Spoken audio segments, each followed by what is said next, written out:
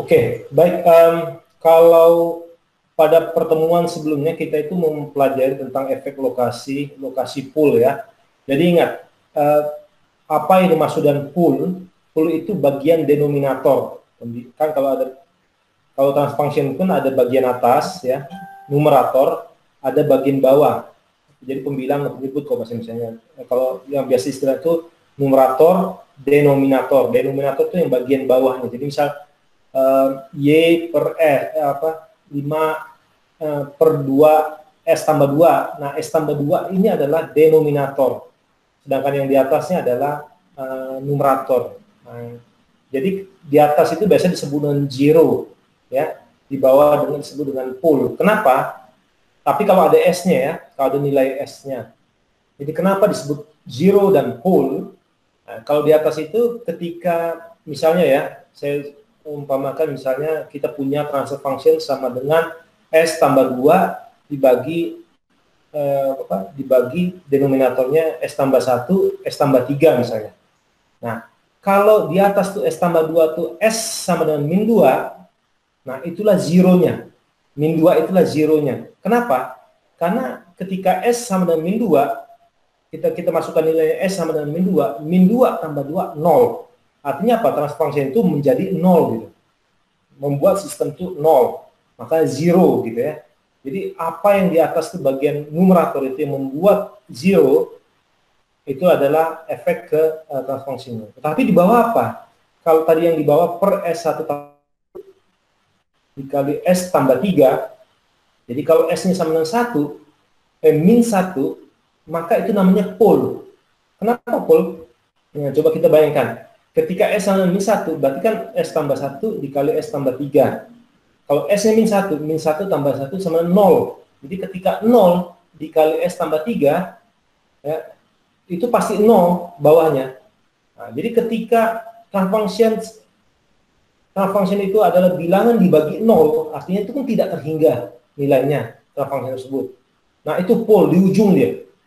Tak terhingga aja. Nah, itu menyebabkan pool. Jadi poolnya itu kalau S tambah 1, S tambah 3, artinya apa? Berarti ada dua pool.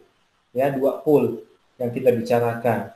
Nah, kalau nanti disebut ada istilah persamaan karakteristik, jadi yang menentukan karakteristik dari sebuah transfer function, ini sekali lagi transfer function itu menggambarkan model dari, misal transfer function dari satu alat atau sistem pengendalian suhu, pengendalian tegangan, itu ada di modelkan matematika, kita dapatkan transfer function-nya, itu adalah model dinamis dari suatu sistem atau plan yang digambarkan dengan model matematik, gitu ya. Nah, artinya apa? Ketika kita pengen mengetahui karakteristik dari model dari sistem tersebut, kita harus mengetahuinya dari karakteristik dari modelnya matematikanya.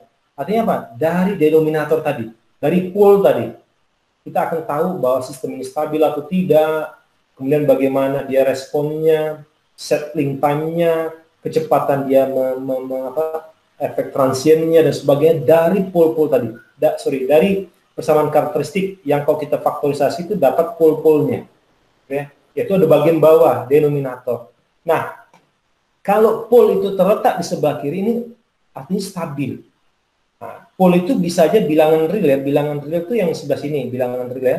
Ini adalah S-plane, bidang S. Jadi bidang Laplace-nya ya. Jadi itu sebelah kiri. Kalau sebelah kiri dia stabil, ya. Kalau dia bilang kompleks, artinya apa? Ada, kalau kita faktorisasi itu kalau pakai rumus ABC ya, itu ada bilangan imajinernya karena ada akar min 1 di situ misalnya. Nah, itu namanya disebut bilangan kompleks. Jadi bukan hanya bilangan real. Jadi misal 2 tambah 3J gitu. Nah, J ini bilangan real, bilangan imajiner, bilangan imajiner, sedangkan 2 ini adalah bilangan real. Maka kalau dia ada bilangan real dan bilangan imajiner, maka dia ada posisi vertikalnya. Kalau imajinernya positif, maka posisi ke atas, kalau negatif ke bawah. Nah, ini sumbu imajiner. Jadi kurang lebih seperti itu. Jadi tapi kalau ditarik ke kiri itu dia posisinya adalah stabil, ya, stabil. Nah, kita lihat grafiknya. Ketika posisi ini di sini beginilah dia. Ini stabil posisinya. Stabil artinya apa? Dia tidak explode gitu. Grafiknya tidak explode, membesar gitu ya, sehingga tidak bisa dikendalikan.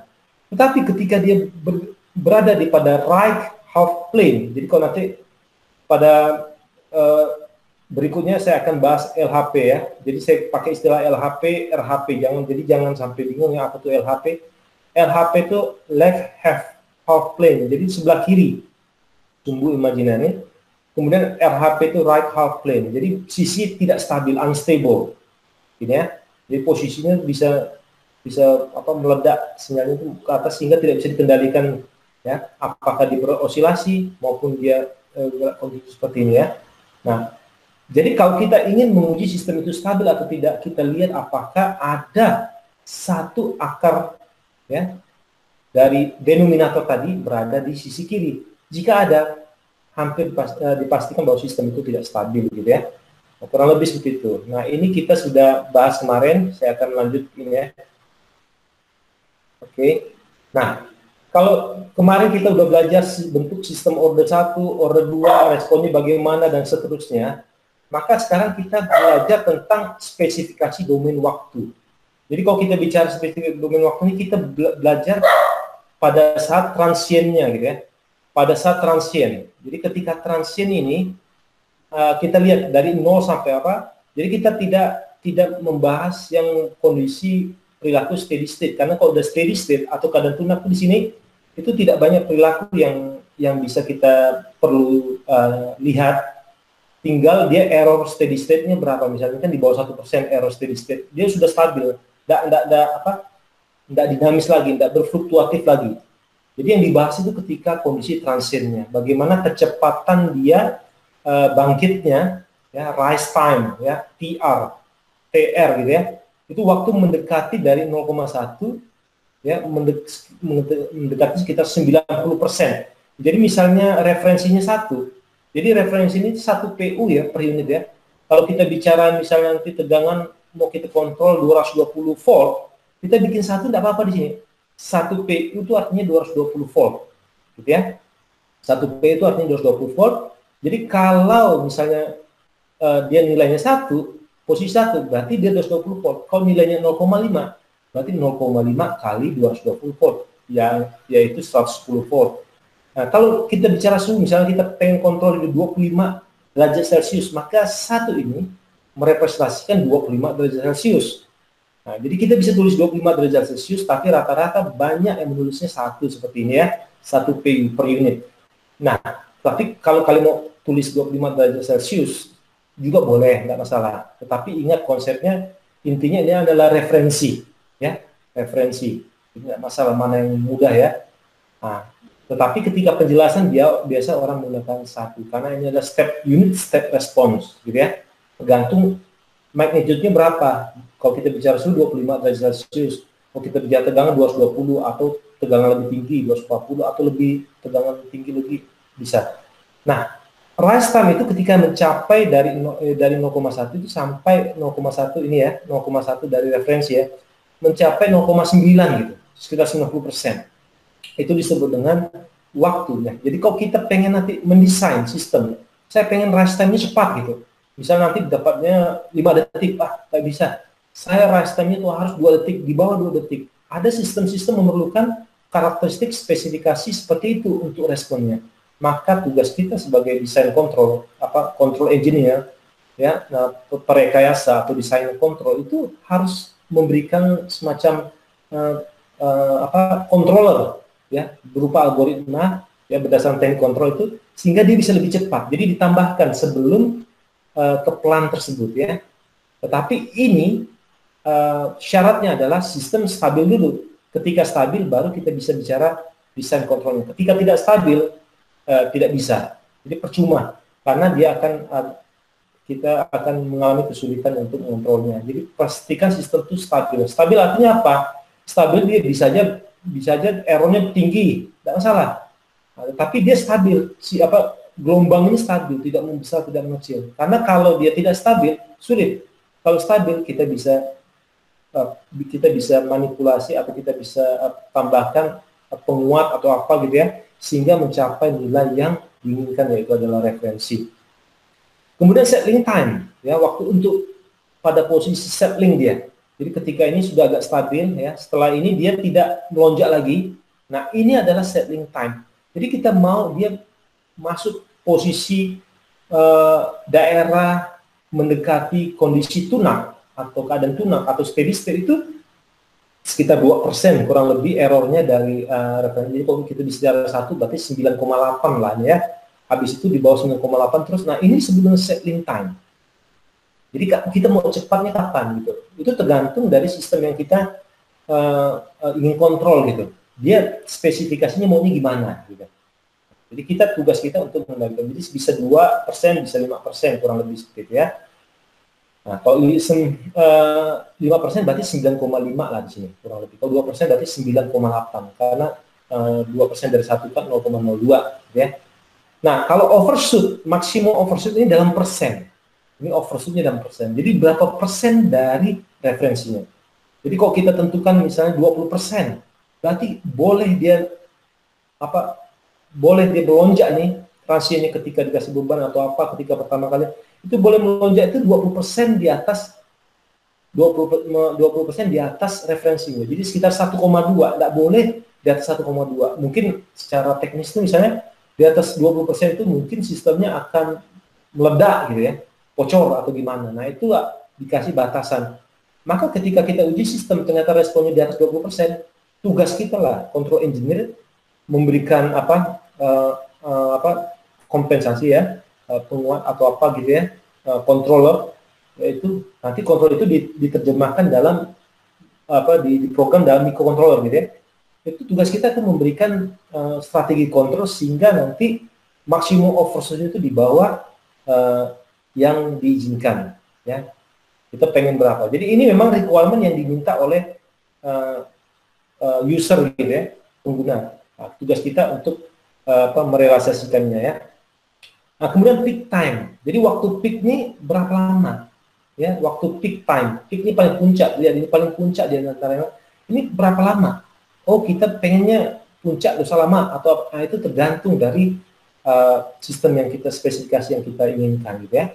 Nah, kemudian kita lihat nih. Jadi kalau kita bicara rise time, ya rise time ini adalah untuk sistem order 2 itu cukup kompleks. Jika kita mengikuti formula yang ada, bisa kita nanti lihat formula yang ada, tetapi ada pendekatan ya.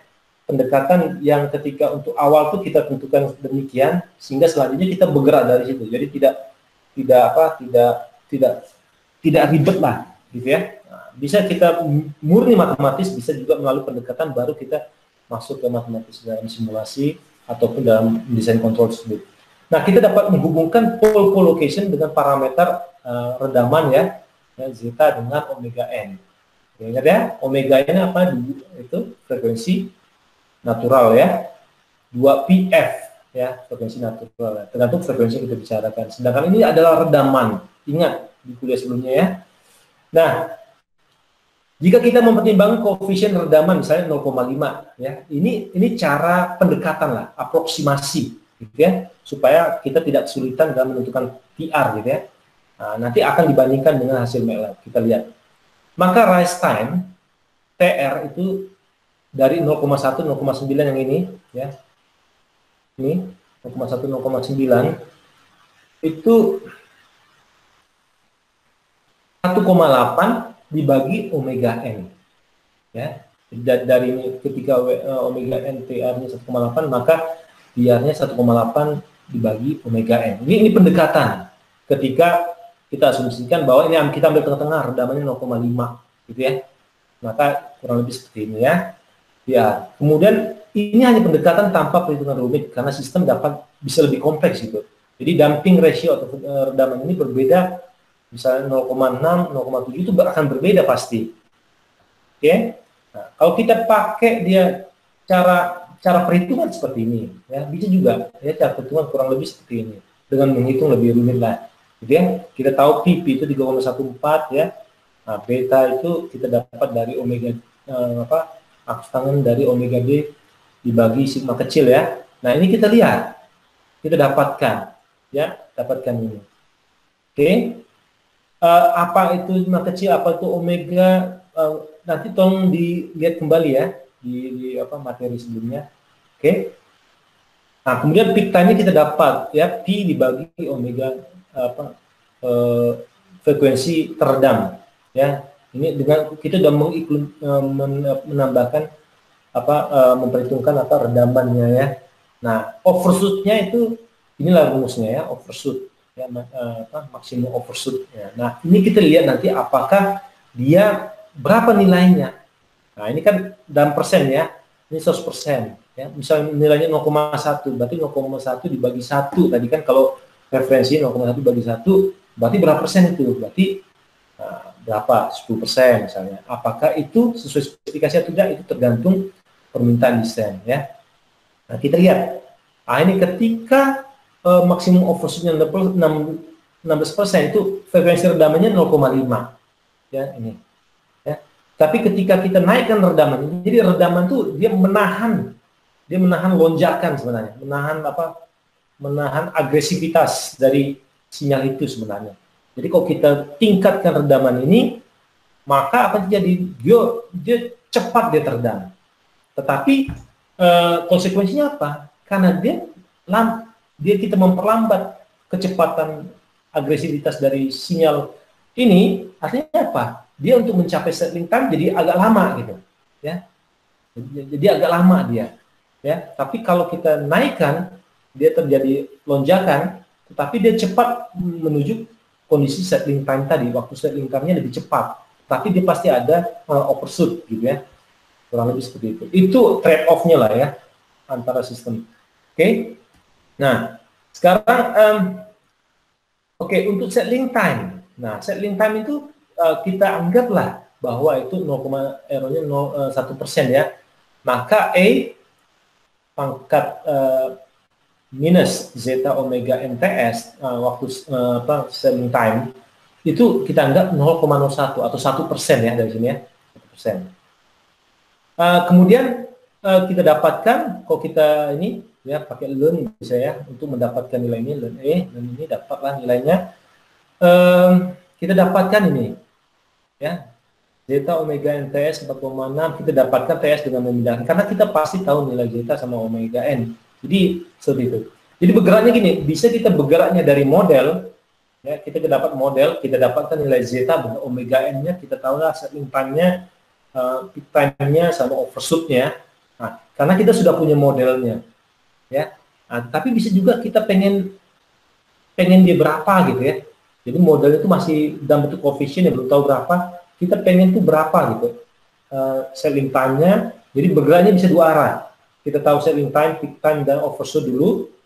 Baru kita tentukan koefisien dari model tersebut. Bisa, ya. Jadi dua arah. Dari sini kita dapatkan TS sama 4,6 dibagi zeta omega N. Kita dapatkan zeta omega N ini sama dengan sigma kecil ini, ya. Oke. Lebih seperti itu. Oke, nah, kalau kita lihat karakteristiknya di root locus atau S-plane ini, kalau kita lihat ini adalah, kalau rise time itu kurang lebih menentukan ini, panjang radius dari lingkaran lah, kalau bilangkan ini, ya. Berarti ini omega N-nya, kalau kita lihat, ya, rise time tadi mana? Rise time itu berhubungan, ini kan rise time itu tergantung sekali omega N, ya.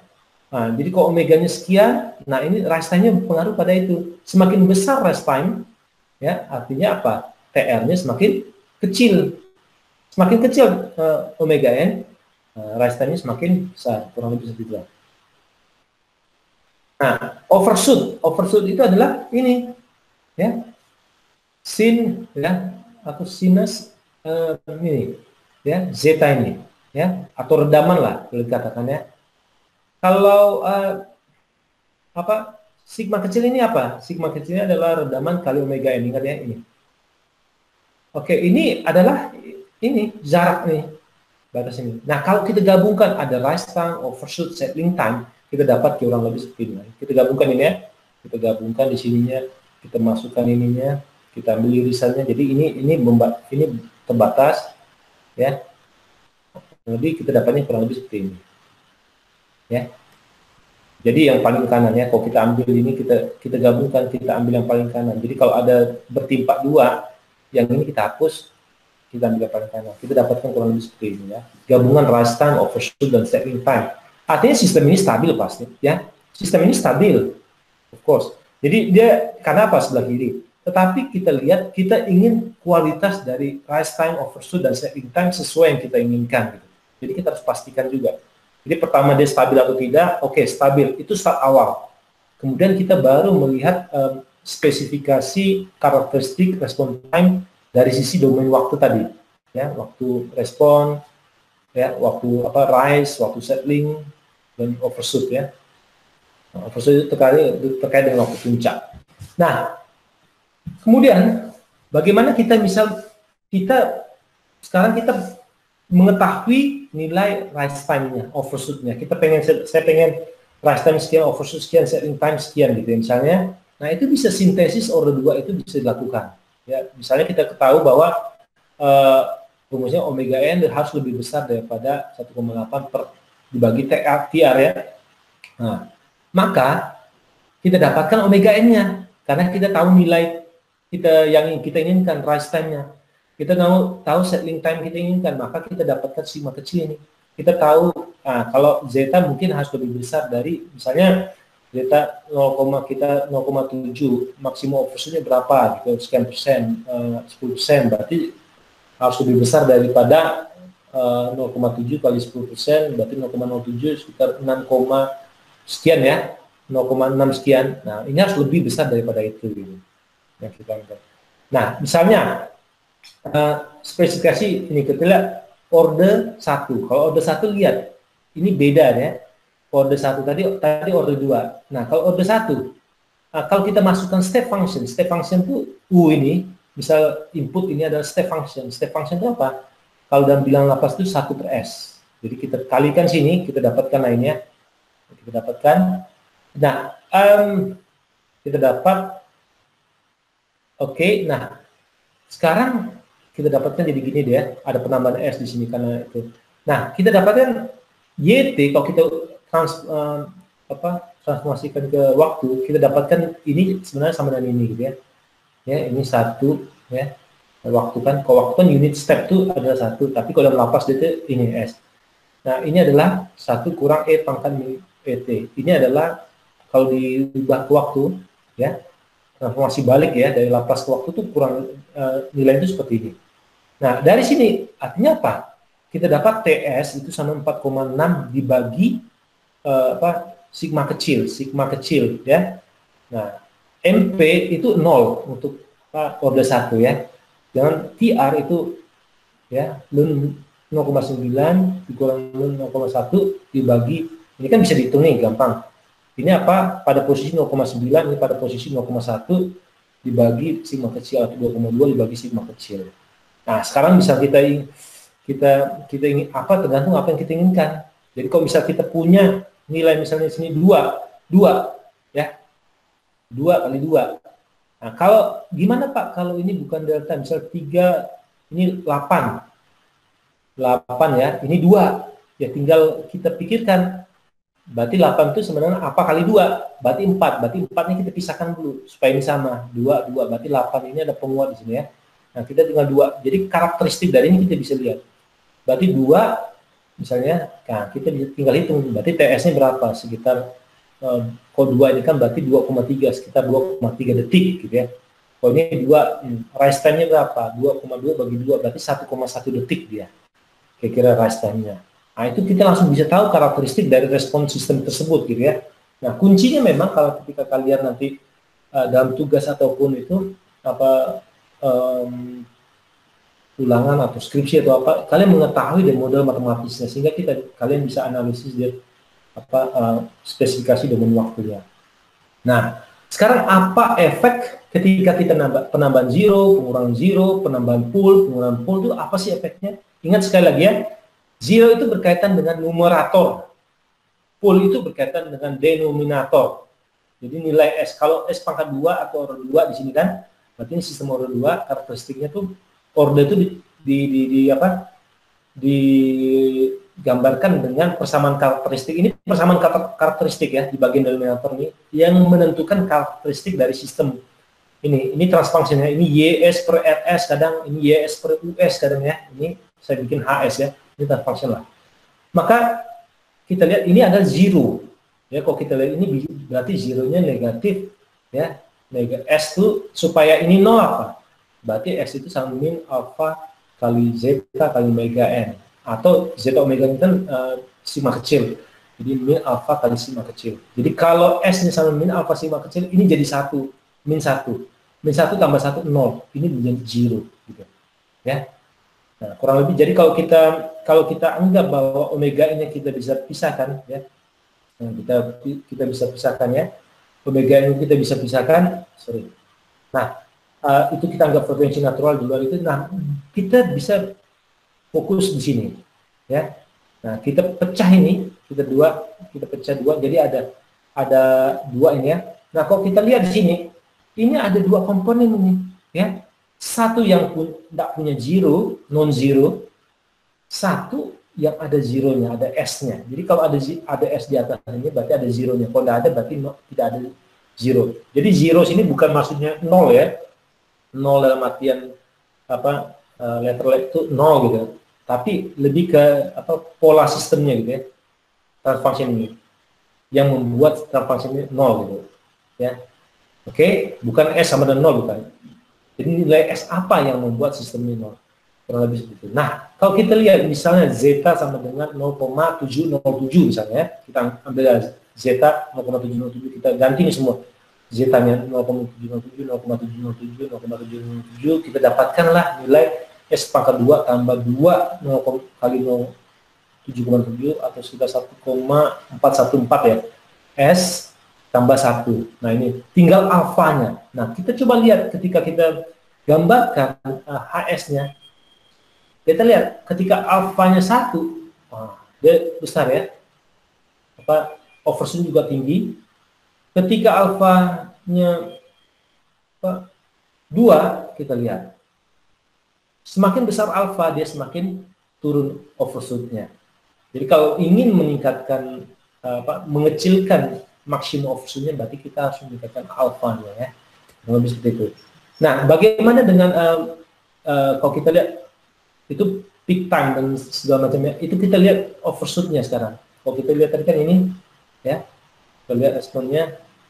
Nah, kalau kita lihat dari apa overshootnya, kita lihat bahwa ketika alfanya misalnya tetap, alfanya itu 1, apa hubungan maksimum overshoot dengan zeta atau redaman? Kalau kita lihat nih, jadi ketika kita redam, jadi semakin besar redaman, semakin kecil maksimum overshootnya ya. Nah, ini dalam angka ya, dalam angka, bukan dalam persen ya. Nah, kita lihat makin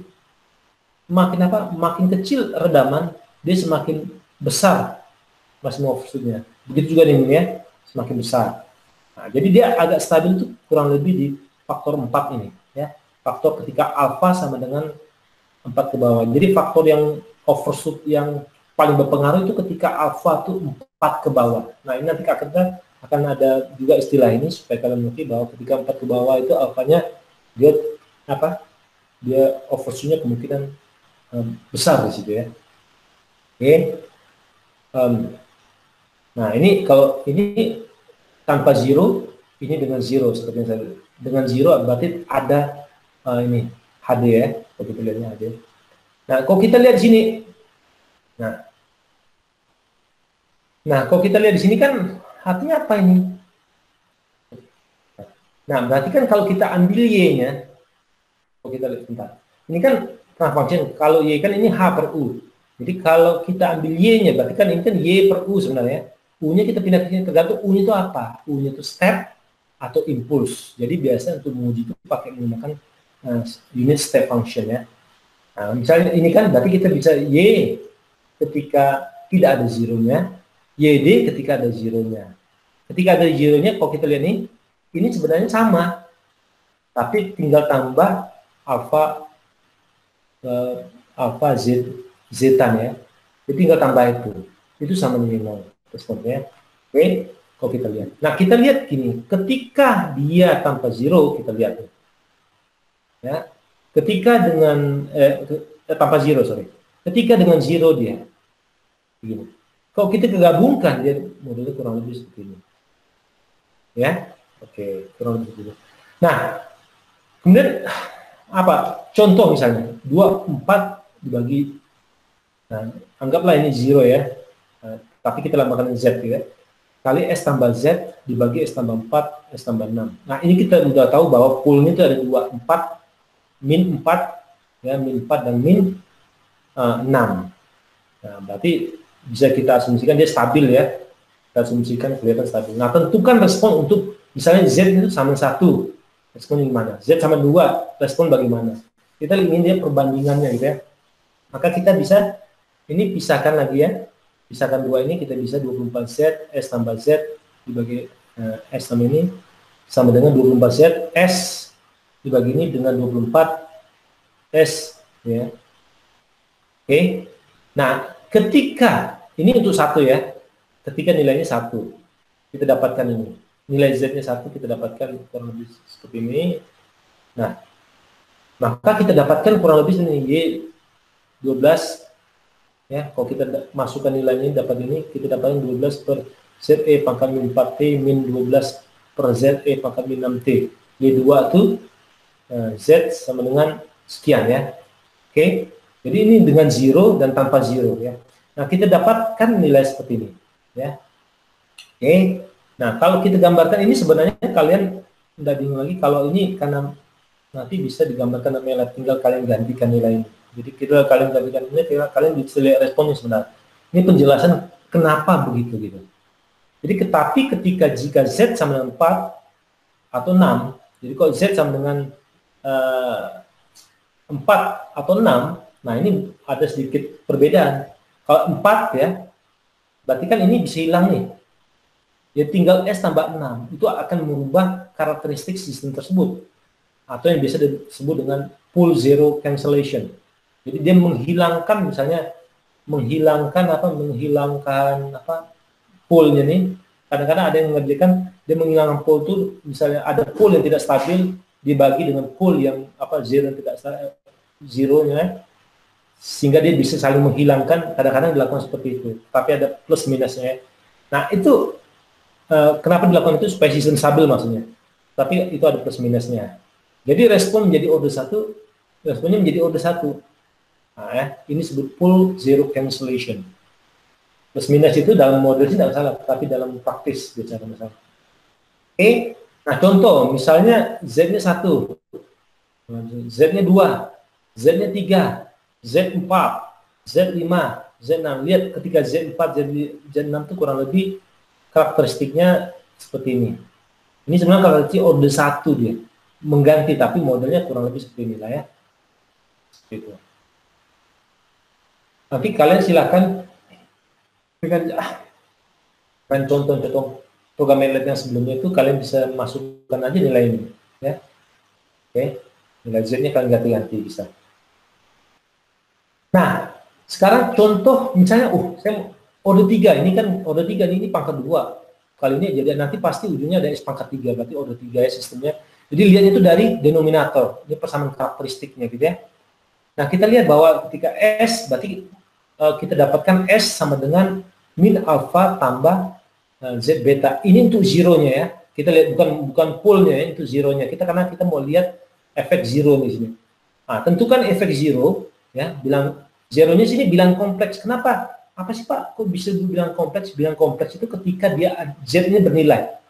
Tapi kok Z-nya betanya 0, tinggal bilangan realnya, bilangan real. Tapi kalau ada misalnya 2 tambah Z 2, nah itu bilangan itu disebut bilangan kompleks ya.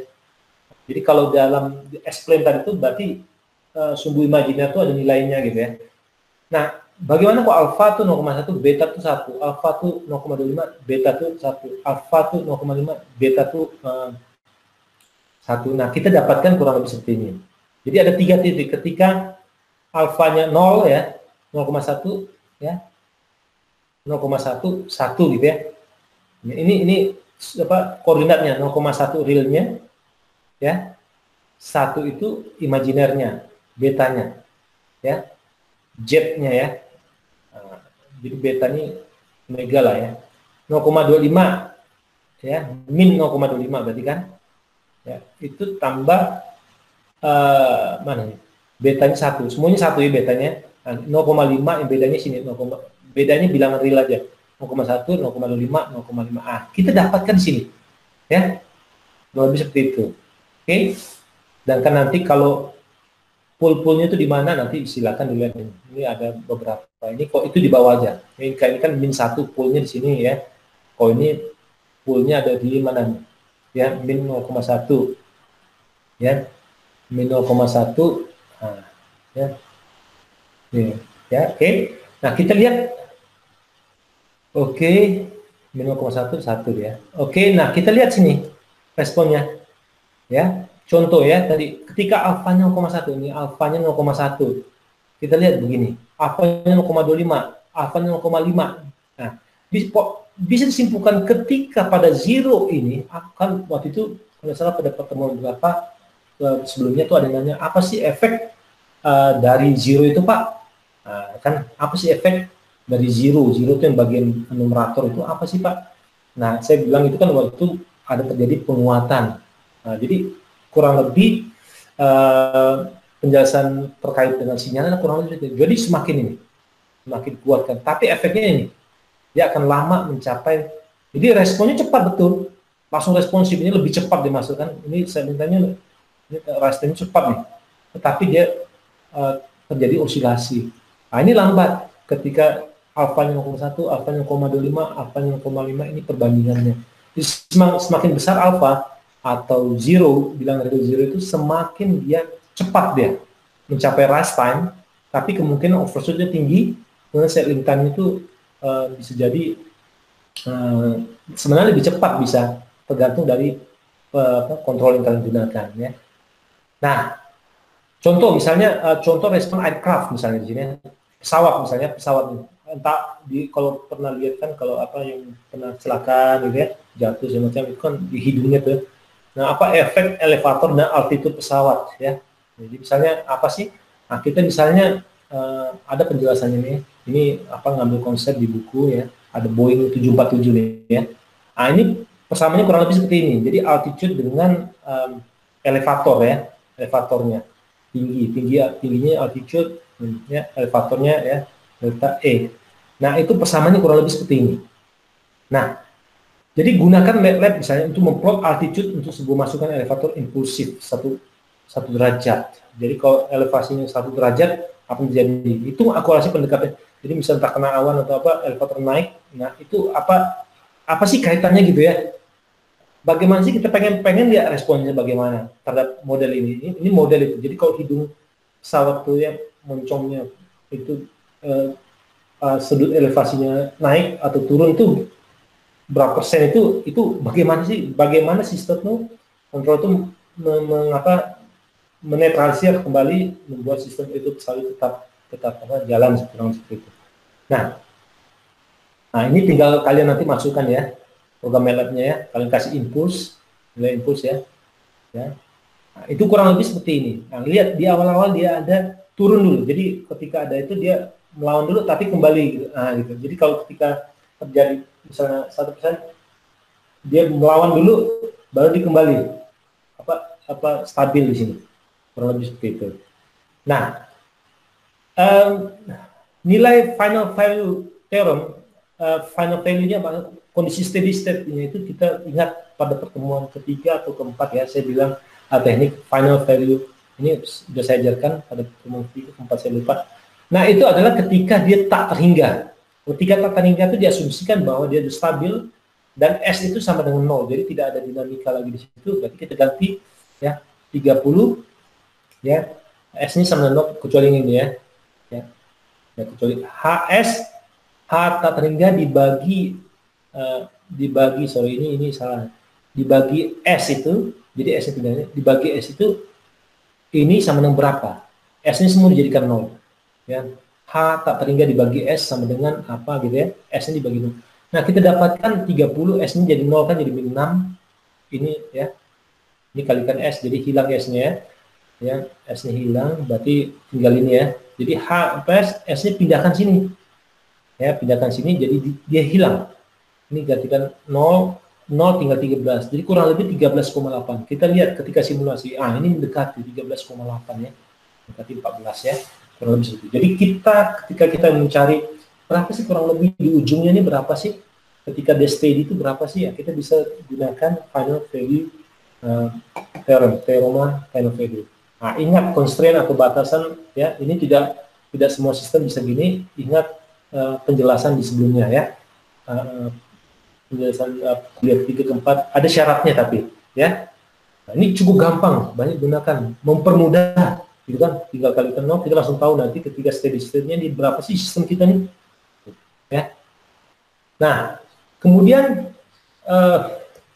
nah, kita dapatkan kurang lebih, kita pengen tahu nih, kita pengen analisis dia punya transient, tadi yang aircraft tadi ya, pesawat tadi, kita pengen transientnya apa terkait dengan rise time, settling time, overshoot-nya itu gimana sih? Nah, ini ada persamaannya, kita asumsikan ini mendekati persamaan standarnya gitu. Jadi kalau kita lihat ini udah dekat-dekat standarnya, kita ambil yang bagian ini S kuadrat tambah 4 S tambah 13, S kuadrat tambah 2 zeta omega n. Nah, ini sama dengan ini misalnya, ya. Jadi ini nanti kita tinggal manipulasi atau gimana tambah S per S. Nah, kita lihat bahwa kalau kita lihat di sini berarti apa? Ya, kalau kita lihat ini gampangnya ini gitu ya. Kalau kita lihat ini gampangnya apa? Berarti TR itu sama dengan 1,8 dibagi omega n. Omega n berapa? Omega ini kita lihat 2. Nah, omega ini kan omega kuadrat sama dengan 13.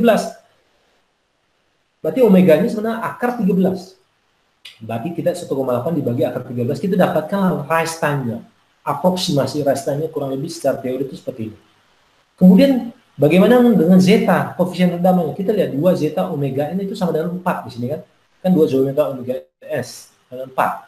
Maka 2 zeta omega n, omega-nya yang kita dapat 0,5, berarti kan 1 kali zeta itu sama dengan 2 ya dibagi akar 13 sama 0,55 kita dapatkan ya. Nah, dari sini kita bisa dapatkan MP ya, ingat ya. Nah, lihat apa rumus MP sebelumnya ya, pada slide yang hari ini tuh, yang sebelumnya nanti silakan lihat. Dan TS-nya kita dapat 4,6 dibagi sigma kecil. Sigma kecil pun kita bisa dapat dari apa? Dari situ ya. Nah, sigma kecil kan ini 0,55 kali omega n. Itu sama dengan 2 ya. Zeta kali omega n. Itu adalah sigma. Sigma kecil ini. Berarti kan 2 kali 2, 4. Jadi sigma kita dapatkan 2,3 second. Jadi dari ini kita dapat. Kemudian dengan MATLAB kita bisa simulasikan, itu kita dapat rise time itu 0,43, MP itu 0,14, PS itu 2,6. Nah, ini kalau kita bandingkan dengan teori ini mendekati MP-nya 0,14, PR-nya 0,5 kalau hitungannya, tapi kalau dalam simulasi itu 0,43, TS-nya itu 2,3 kalau hitungan ini secara simulasi MATLAB 2,6. Ini mendekati. Ya, kurang lebih gitu ya. Nah, ya, jadi ini kemudian untuk kita mendekati saja ya. Ini teknik pendekatan saja. Kalau ini kan udah di perhitungan dengan algoritma yang sudah di MATLAB yang benar-benar mengikuti model matematikanya gitu. Kalau ini kita pendekatan langsung seperti ini. Ternyata tidak terlalu jauh. Nah, oke. Nah, kita lihat rise time-nya kita dapatkan. Apa sih overshoot kalau penambahan zero ini ya? Kalau kita lihat kalau sistemnya modelnya seperti ini. Nah, ya. Nah, kita lihat ketika PR-nya kita dapat sekian, ya, 0,1,8 dibagi omega n, MP-nya kita dapat, TS-nya kita dapat, kalau 5% bagaimana zeta-nya, redamannya, kalau 16% makin, kalau overshoot-nya makin tinggi, artinya redamannya makin kecil, makin tinggi makin kecil redamannya, jadi efek terbalik ya. Nah, jadi kita lihat ketika alfa sama 1 ya, ketika zeta, koefisien redaman, kita ambil 0,5 ya, average-nya, rata-rata. Nah, kita dari sistem ini, YT ya, ini HS dibagi US ya. Kalau YT itu berarti YS dibagi US, berarti U-nya ke sini gitu. Oke. Nah, kita lihat apa sih efek alfa nih, kita bisa lihat. Jadi alfa sekali lagi, alfa makin tinggi makin dia responsif, tetapi overshoot-nya makin besar. Zeta makin rendah ya, kita lihat nih efeknya ya, omega kali TR. Ya, kurang lebih seperti itu. Kalau alfanya naik ya, nah, kita lihat seperti ini ya. Oke. Nah, jadi apa? Kurang lebih simpulannya adalah sebuah zero pada left half plane ya, sisi kiri lah kalau bahasanya. singkatnya, akan meningkatkan overshoot. Jadi zero pada itu akan meningkatkan overshoot ya. Jika zero dalam faktor 4 tadi, alpha di bawah 4. Nah, jadi di awal-awal itu meningkatkan overshoot ketika di bawah 4 gitu ya. Nah, ya. Pada bagian real ya. Nah, sebuah zero pada yang kanan, ketika misalnya ada zero di sebelah kanan left plane, tapi kok pole sebelah kanan itu pasti unstable ya. Kalau zero di sebelah kanan itu akan menekan overshoot, jadi overshootnya akan turun, tetapi dia dapat menyebabkan respon state itu memberikan respon keliru gitu, jadi tidak sesuai, ya nilainya itu kurang sesuai. Oke, tambahan pole pada LHP akan meningkatkan rise time. Jadi kalau kita tambah lagi pole, permainan kita tambah lagi pole di situ ya, akhirnya penambahan kompensator lah, kita tambahkan pole di sebelah kiri itu, rise time-nya meningkat. Ya, secara jika tambahan faktor 4 alfa di bawah 4 tadi. Ya, alfa di bawah 4, alfa ini maksudnya ya. Alfa di bawah 4 gimana sih responnya? Ya. Oke. Nah, sekarang stabilitas. Nah, ini juga paling penting ya. Kembali saya udah ulang-ulang, ini hanya mengingatkan kembali. Sebuah sistem LTI dikatakan stabil jika semua akar polinomial denominator transfer function memiliki nilai real negatif. Ya. Semua berada pada LHP atau sisi kiri S-plane, selain itu sistem dinyatakan tidak stabil. Jadi kalau misalnya S sama dengan minus sigma kecil tambah J omega 1, jadi alpha sigma kecil itu lebih besar daripada 0, artinya nilai real, bilangan real dari S ini kan pada posisi negatif ya, itu sistem stabil. Tetapi ketika lebih kecil daripada 0, minus kali lebih kecil dari 0 kali minus kan jadi positif, berarti sebelah kanan di RHP dia, right half plane, maka sistem tidak stabil. Itu konsep stabilitas. Kemudian ada istilah juga BIBO, bounded input, bounded output. Jadi istilahnya apa? Bisa output itu dibatasi atau input itu dibatasi. Jadi sistem itu stabil sepanjang sepanjang input itu dalam range tersebut atau output itu dalam range tersebut. Nah, jadi mungkin di luar itu tidak stabil. Jadi itu mendekati kondisi real ya. Ke lapangan seperti itu kan ada constraint itu. Nah, itu yang disebut BIBO stability atau stabilitas BIBO. Bounded input, bounded output. Jadi kurang lebih seperti ini. Jadi ketika U-nya kita batasi antara M, maka kita dapatkan seperti ini ya. Nah, jadi kesimpulan kurang lebih seperti ini kita dapatkan. Jadi output itu pun terbatasi, ya, dibatasi di bawah tak terhingga ini dengan U yang terbatas gitu. Jadi tidak boleh dia di bawah U yang ada misalnya, ya. Oke, nah contoh misalnya seperti ini, seperti kapasitor ini dengan sumber arus ya, mengalir kepada kapasitor ini. Jadi kita lihat bahwa YT itu sama dengan H ya, tau ini kali dia tahu ini. Nah itu sama dengan 0. Jadi mulai dari 0 dibatasi, ya 0 sampai tak terhingga. Karena tentu kapasitor itu diisi mulai dari 0, tidak dari negatif, ya. Nah, ada juga istilah ini mungkin tambahan lah ya, kriteria kestabilan root, ya. Ya root. Apa itu? Itu cara untuk mengetahui kestabilan dari persamaan karakteristiknya. Jadi persamaan karakteristik ya. Kalau saya sebut persamaan karakteristik, artinya itu persamaan yang ada di bagian polinomial yang ada di bagian denominator ya, bukan yang di zero, bukan yang di numerator. Jika kalian punya transfer function, ini kita bicara transfer function ya. Jika kalian punya transfer function itu di bagian denominator, itu adalah persamaan karakteristiknya. Ya. Nah, itu adalah ini saya copy langsung ya dari buku Franklin.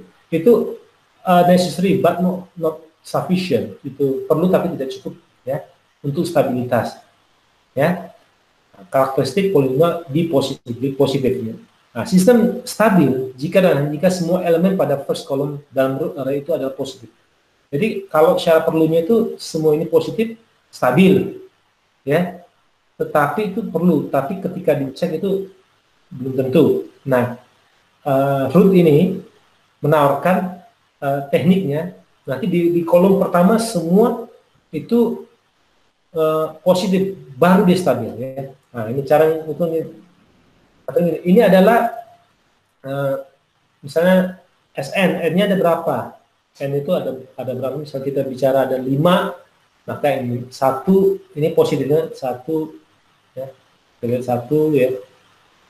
Oke, ambil yang satu ya. 1, A2, A4 yang genap. SN1, A1, A3, A5. Nah, kemudian kita menambahkan subsequent row complete root array. Jadi kalau kita 1, A2, A4, ya, 1, A2, A4 dan seterusnya, ya. Ini kalau yang ganjil A1, A3, ya, A1, A3, A5 dan row N kita dapatkan ini. Row N-1 kita dapatkan ini. Row N-2 kita B1, B2, B3. Row N-3 C1, C2, C3. Ini dapatnya dari mana, Pak? Nah, kita bisa lihat dari sini. Ya, sampai row-nya row 0 ya. Sampai row 0. Jadi tergantung nilainya. Kalau N-nya ada pangkat 5, berarti 5 kali 5 baris lah ini. Nah, ini dapatnya B1-nya. B1-nya kita dapat dari determinan 1 ya. Oke, ini kan pasti kita dapat dari persamaan karakteristiknya. 1 A2, A3, ini determinannya dibagi A1 negatif ya. Nah, kita dapatkan nilai kurang lebih seperti ini. Nah, kita masukkan nilai-nilai A1-nya di positif dah nih. Nah, B2-nya demikian juga. B2-nya ini, B3 ini, B4, C1 ini, C2 ini, C3 ini, dan seterusnya. Nah, kita dapatkan nanti nilainya. Nah, cara ngecek dari kestabilan gimana? Ini semua positif. Nah, jika ini semua baris pertama, kolom pertama ini positif, ya, maka dia ini mana tadi ya, first column root array positif, hanya itu dia stabil ya. Ini berarti stabil gitu ketika ini semua positif ya. Nah, ini stabil ya. Ketika yang satu ini C1-nya positif, B1-nya positif ya, nanti D1 positif dan seterusnya, itu first column-nya positif, maka dia stabil. Nah, kalau ada perubahan misalnya positif, negatif, terus berarti ada satu pole di sebelah kanan. Tapi kalau nanti ada sini positif, negatif, kemudian berubah lagi positif, jadi ada dua kali perubahan tanda, itu berarti ada dua pole di sebelah kanan di RHP, right half plane ya. Nah, contoh misalnya kita punya S pangkat 6 tambah 4 S pangkat 5 tambah 3 S pangkat 4 tambah 2 S pangkat 3 tambah S pangkat 2 tambah 4 S tambah 4. Ini adalah denominator ya. Sekali lagi ini denominator dari transfer function. Ya, bukan numerator, bukan di bagian zero, ini bagian yang di bawah. Yang saya biasa sebut dengan pool ya. Pool itu kalau kita faktorisasi nanti kita dapat sekitar berapa poolnya ya. Nah, kalau kita lihat ini satu. Ya, yang satu ya. S-nya, S6-nya, kode 6-nya S1, 3,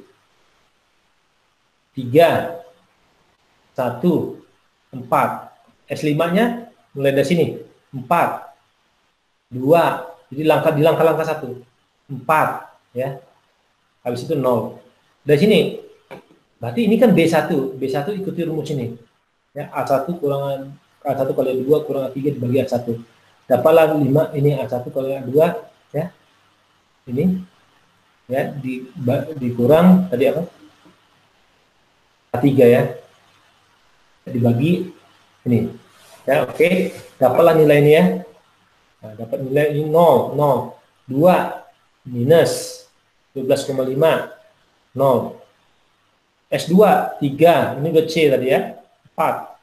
S pangkat 1 ini 7,76 per 15, S0 4. Nah, kita lihat di sini ada perubahan tanda. Ini positif ya, kolom pertama. 1 positif, 4 positif, 5/2 positif, 2 positif, 3 positif. Pada saat ini ada perubahan tanda negatif, 76 per 15. Setelah itu perubahan tanda lagi menjadi positif, plus 4. Artinya apa? Berarti sistem ini ada bagian yang membuat sistem ini tidak stabil. Kenapa? Karena ada dua elemen di bagian RHP atau right half plane. Ini. Kenapa dua? Ini kita lihat perubahan satu, perubahan ini berubah lagi positif. Jadi ada perubahan dua tanda. Ini ada dua pole di RHP, kurang lebih situ. Jadi itu kuliah kita pada hari ini ya. Ini sekaligus mengakhiri bagian tentang respon dinamis. Cukup banyak ini ekonomis kita belajar dalam 3 pertemuan, karena ini memang bagian yang sangat penting kalian untuk memahami sistemnya ya, untuk memahami nanti dalam tugas ujian itu kalian Dan desain juga ini sangat penting. Jadi dasarnya harus kalian benar-benar pelajari itu ya. Memang mau tak mau itu memang kalian harus belajar teorinya, karena itu mendasari kalian untuk perancangan nanti. Kemudian kalau kalian menggunakan MATLAB itu mendasari kalian mengerti kok responnya gini ya. Saya tambahkan zero begini ya. Tetapi kalian sudah paham, oh kok tambah zero itu kemungkinan. Jadi ketika kalian mendesain satu sistem tuh, kalian sudah tahu kira-kira oh kayaknya saya perlu tambah pool nih. Jadi ibaratnya kalau namanya main bulu tangkis, oh saya sudah tahu nih ketika menangkap bola seperti itu saya harus melangkah dulu apa yang saya harus langkah menuju ke arah itu gitu. Nah, masalah kecepatan dan sebagainya, nah itu diuji kembali. Tapi minimal sense-nya itu untuk apa sih efek dari pool nih, apa sih efek dari zero-nya itu, posisi mana sih membuat stabil, posisi mana membuat tidak stabil, membuat dia berosilasi dan sebagainya, kalian sudah mengerti. Ya, jadi kurang lebih seperti itu. Hari ini.